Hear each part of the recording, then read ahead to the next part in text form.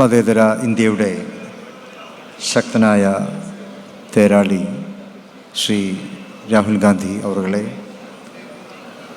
ഈ ജാഥയുടെ നായകൻ നമ്മുടെ പ്രതിപക്ഷ നേതാവ് ശ്രീ വി ഡി സതീശൻ അവരുകൾ, KPCCയുടെ സമുന്നതരായിട്ടുള്ള നേതാക്കളെ, വേദിയിൽ ഉപവിഷ്ടരായ ഐക്യജനാധിപത്യ മുന്നണിയുടെ സമുന്നതരായ നേതാക്കൾ, ഇവിടെ കൂടിയ പ്രിയ സഹപ്രവർത്തകന്മാരെ, സുഹൃത്തുക്കളെ, ശ്രീ വി ഡി സതീശൻ അവരുടെ നേതൃത്വത്തിൽ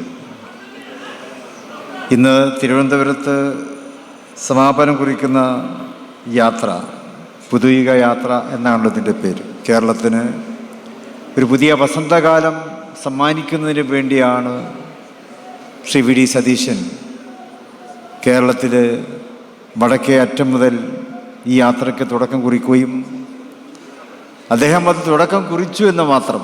പക്ഷേ ഈ യാത്ര നടത്തിയത് കേരളത്തിലെ മുഴുവനും ജനങ്ങളാണ് എന്നുള്ളതാണ് ഈ പുതുയുഗ യാത്രയുടെ ഏറ്റവും വലിയ പ്രത്യേകത എന്നുള്ളത്. ഇതിനിടയ്ക്ക് വേറെ ചില യാത്രകളൊക്കെ കടന്നു പോയിട്ടുണ്ട്.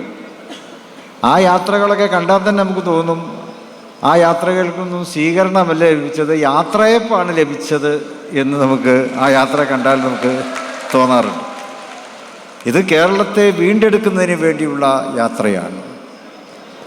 കേരളത്തിന് ചിലർക്കൊക്കെ യാത്രയപ്പ് നടത്താനുള്ള ഇലക്ഷനാണ് ഇനി വരാനിരിക്കുന്നത്. കേരളത്തിന് ഒരു പുതിയ ഭരണത്തെ നേടിയെടുക്കുവാനുള്ള ഇലക്ഷൻ കൂടിയാണ് വരാനിരിക്കുന്നത്. അത് UDFൻ്റെ ഇലക്ഷനാണ്. UDF ഒറ്റക്കെട്ടാണ്, സർവസജ്ജമാണ്.